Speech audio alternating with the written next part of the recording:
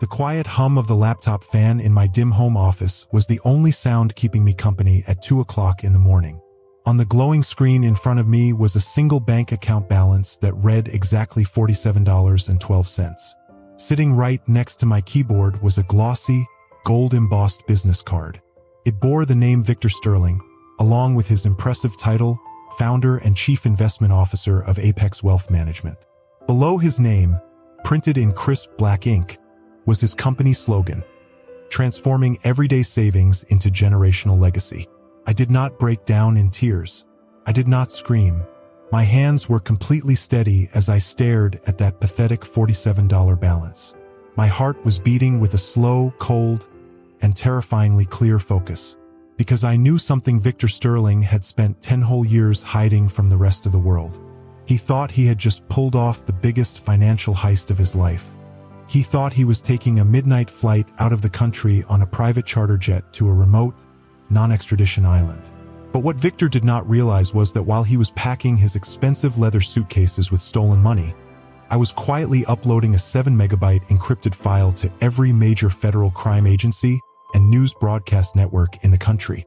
If you have ever been lied to, taken advantage of by a smooth-talking charlatan, or watched a fake online guru walk away with innocent people's hard-earned savings, please take a second to hit that like button, subscribe to the channel, and turn on notifications. Today's story is an absolute masterclass in why you should never, ever scam someone who spends their entire life analyzing numbers for a living. To understand how I ended up sitting alone in the dark, watching a multi-million-dollar criminal empire crumble in real time, you have to understand who I am and how I met Victor Sterling. My name is Nathan. For 12 years, I worked as a senior forensic data analyst for a respected accounting firm. I am not a flashy guy. I wear basic gray hoodies, drive an old reliable Japanese sedan, and spend my workdays staring at complex spreadsheets, tracking financial anomalies, and hunting down hidden digital paper trails. I spent over a decade making sure massive corporate entities paid their proper taxes and kept their internal books completely clean. 18 months ago, my father's health began to rapidly fail. He was a retired high school history teacher who had spent 40 long years saving every single spare penny he could earn. Over his entire life, my parents had built a modest retirement nest egg of roughly $400,000. It was everything they owned in the world. It was meant to pay for my father's expensive medical care and secure my mother's peace of mind for the remainder of her life. Around that exact time, Victor Sterling was everywhere on the internet. He was a charismatic, smooth-talking financial influencer who had taken social media by storm. He posted videos standing in front of rented private jets, riding mega yachts in Miami, and wearing $50,000 luxury watches.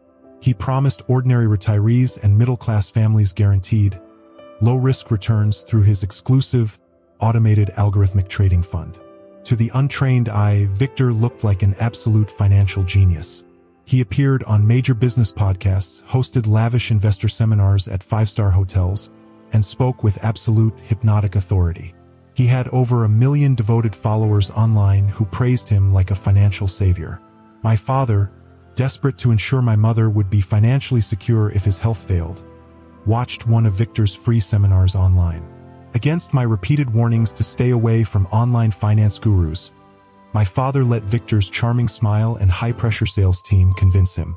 My father transferred $350,000 of his lifelong savings directly into Apex Wealth Management. For the first 6 months, everything looked astonishing on paper.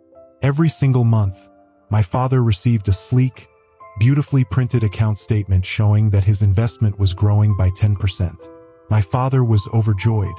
He truly felt like he had secured his family's financial future forever. Then, 6 months ago, my father tragically passed away. As the executor of his estate, I took over managing my widowed mother's finances. When I tried to log into the Apex Wealth online portal to withdraw a small portion of the funds to cover my father's funeral expenses and mounting hospital bills, the system returned a strange red error message. Withdrawal requests are temporarily paused due to scheduled system maintenance. I immediately called their customer support line. The representative gave me a scripted, polite answer about routine audits and annual liquidity checks. They assured me with absolute confidence that the money would be fully accessible within 2 weeks. 2 weeks slowly turned into a month. A month turned into 3 agonizing months. Every single time I called, their excuses became more elaborate. First, it was international banking delays. Then, it was regulatory compliance holds. Then, they simply stopped answering my phone calls and emails altogether. That was the exact moment my forensic instincts kicked in. I knew the distinct smell of financial rot. I knew that when an investment firm stops letting clients take their own money out, it only means one thing. The vault is completely empty. I did not panic. I did not go to Victor's downtown office to scream and shout in the lobby like other desperate investors were starting to do. I knew that screaming at a professional scammer only makes them hide their assets faster. Instead, I took 2 full weeks of saved vacation time from my job, set up 3 high-resolution computer monitors on my home desk, and began doing what I do best, digging deep into the digital dirt. What I uncovered over the next 30 days was a terrifying, systematic web of deliberate deception. Victor Sterling was not trading stocks. He was not using an advanced trading algorithm. Apex Wealth Management was nothing more than a massive, classical Ponzi scheme wrapped in modern financial marketing jargon. Victor was using fresh money from new, gullible investors to pay off small return payments to older investors, while secretly funneling millions of dollars into a complex network of shell companies registered in overseas tax havens. Even worse, Victor was actively preparing his final exit strategy. Through my forensic tracking of international corporate filings, domain registrations, and public blockchain transactions, I discovered that Victor had quietly created a brand new offshore entity named Solstice Holdings in a small Caribbean island country. Over the last 90 days, he had been systematically liquidating Apex Wealth's remaining bank accounts, converting millions of dollars of stolen investor money into untraceable cryptocurrency wallets and physical gold bullion stored in private overseas vaults. He was planning to shut down the company overnight, declare sudden corporate bankruptcy, blame unexpected market volatility, and flee the country with over $40 million of stolen life savings from hundreds of ordinary families, including my widowed mother's money. My blood ran ice-cold in my veins. Victor was not just a greedy businessman. He was a ruthless predator who preyed on vulnerable, trusting elderly people, leaving them completely ruined while he flew off into the sunset to live like a king. I knew that if I simply went to the local authorities right then, the standard government legal process would move far too slowly. Federal investigations take months, sometimes years, to build an ironclad case. By the time a grand jury issued a formal indictment, Victor would already be sitting on a tropical beach in a country with no extradition treaty, completely untouched by the law. I needed to trap him before he ever stepped onto that private plane. I needed to lock his money down and catch him with his hands directly inside the safe. So, I devised a quiet, psychological trap. I knew Victor's fatal weakness. Scammers like Victor are driven by 2 things: absolute greed and overwhelming arrogance. He could never, ever resist the sight of fresh, easy money. Using my extensive background in corporate finance, I created a fake digital identity. I set up a shell corporation named Vantage Horizon Capital, complete with a professional, high-end corporate website, official email domains, and a verified business address in downtown Chicago. I established a complete profile for a wealthy offshore investor named Arthur Pendleton, an elderly real estate tycoon looking to quietly move $5 million into an exclusive private fund to avoid corporate taxes. I then reached out directly to Victor Sterling's personal, highly confidential email address, an address I had managed to extract from his company's hidden server metadata. In the email, I kept it brief, extremely professional, and dripping with financial urgency. I stated that Mr. Pendleton was looking to place a $5 million cash wire into Apex Wealth within 48 hours, but required a private, face-to-face meeting with Victor at his private penthouse office suite to sign the transfer paperwork in person. I knew Victor was already packing his bags to flee the country, but $5 million of fresh, clean cash. That was far too big a fish for a greedy predator to ignore. He thought he could grab one final massive payout before vanishing forever. Within 20 minutes of sending that email, my phone rang. It was Victor Sterling's personal cell phone number. Nathan. His smooth, hypnotic voice echoed through the speaker. Or should I say, official representative for Mr. Pendleton. I received your correspondence.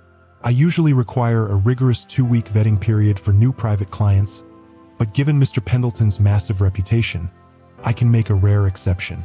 Let us meet tomorrow evening at precisely 8 o'clock at my corporate penthouse suite.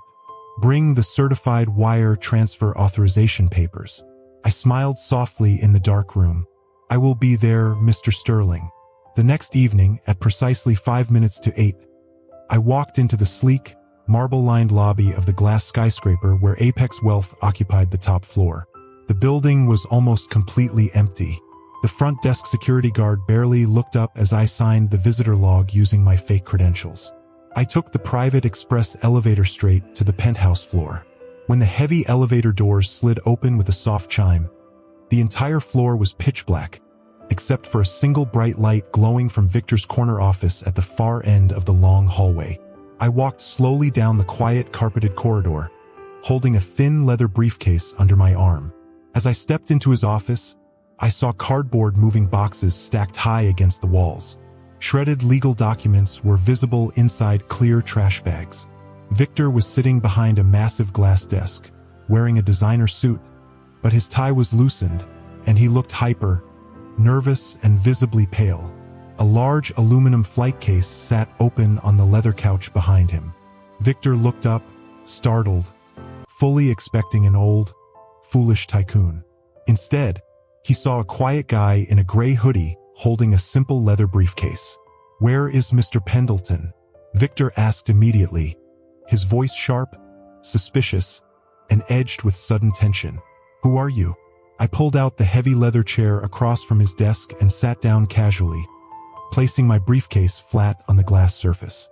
"Mr. Pendleton does not exist, Victor," I said, keeping my voice low, steady, and entirely calm.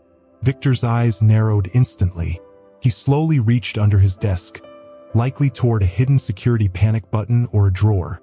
"Is this some kind of sick joke? Get out of my office right now before I call building security to throw you out on the street." "Building security won't help you tonight, Victor," I said, slowly unzipping my briefcase. "And you won't push that panic button, because if security comes up here, they might ask why you have 3 foreign passports, $2 million in physical bearer bonds, and a one-way ticket to Dubai in that aluminum flight case sitting on your couch." Victor froze completely. Every single drop of color drained from his face so fast it looked like he had seen a ghost. His hand slowly came back up from under the desk, trembling slightly. "Who the hell are you?" Victor whispered, his smooth, confident persona completely slipping away. "Are you FBI? RS? Who sent you here?" "My name is Nathan," I replied softly, staring directly into his eyes. 18 months ago, an old, retired history teacher named Thomas gave you $350,000. His entire life savings. You took his money, bought yourself another gold watch, and when he died 6 months ago, you blocked his grieving widow from accessing her own funds. Victor let out a nervous, breathless laugh, trying desperately to regain control of the room. "Oh, I see. You are just an angry relative of a small-time client. Listen to me, Nathan. You don't understand how high-level international finance works. Markets fluctuate. Temporary liquidity freezes happen all the time. Your mother's money is completely safe in our long-term holdings. If you leave right now, I can personally authorize a priority release of his initial investment by next week. I will even give you a $50,000 cash bonus just for your trouble." He was still lying to my face. Even trapped in a corner, surrounded by boxes of shredded evidence, he was still trying to sell me a fake dream. "It is far too late for that, Victor," I said. "What are you talking about?" Victor sneered, leaning forward over the desk, trying to look intimidating. "You have nothing on me. I have the best legal team in the entire country. You are just a pathetic nobody sitting in my office with a fairy tale."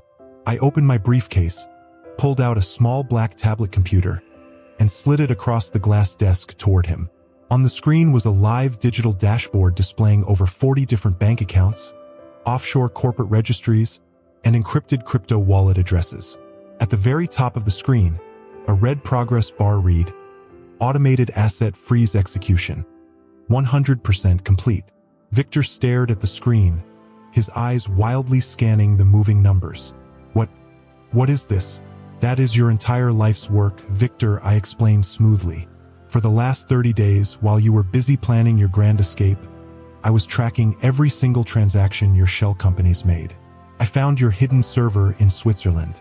I found the private security keys to your cold crypto wallets.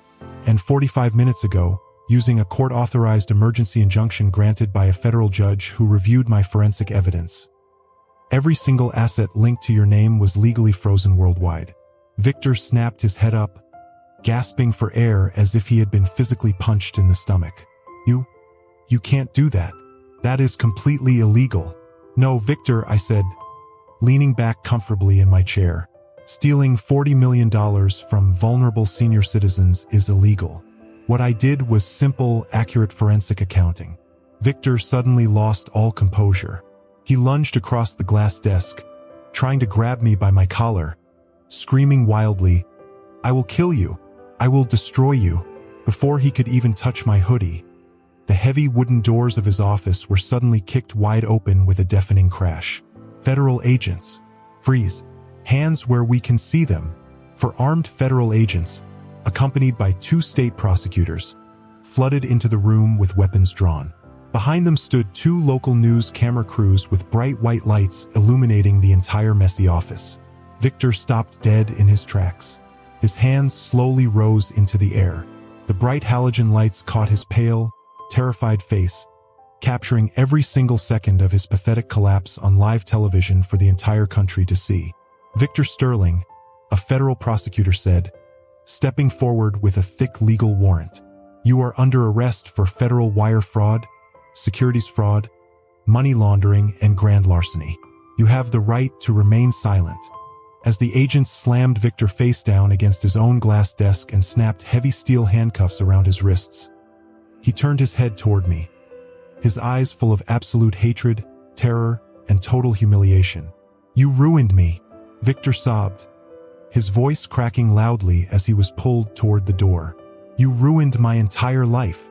I stood up slowly, zipped up my leather briefcase, and looked him directly in the eyes one final time. You ruined yourself, Victor, I said softly. I just audited the bill. Within less than 3 months, Victor Sterling was convicted on all counts and sentenced to 24 years in a federal maximum security prison. Because of the immediate global asset freeze I had put in place before he could flee the country, federal receiver teams were able to recover nearly 90% of the stolen funds. 3 weeks ago, my mother received an official check in the mail, restoring every single dollar my father had worked his entire life to save. Now, whenever I sit in my quiet home office late at night, I no longer look at empty bank balances or worry about the future. I look at a small framed photograph of my father standing in his garden, smiling softly. Scammers like Victor Sterling spend their entire lives believing that money, power, and arrogant lies make them completely invincible. But they always forget one ultimate truth. No matter how high you build your tower of lies, the numbers never lie. And eventually, the check always comes due. If watching an arrogant scammer get caught in his own web of lies brought a deep feeling of justice to your heart today, please take a moment to smash that like button. Drop a comment down below sharing your thoughts on this story, and do not forget to subscribe for more unbelievable stories of real-world payback. Thank you for listening. Stay safe, stay vigilant, and never let anyone trick you into surrendering what you worked so hard to build.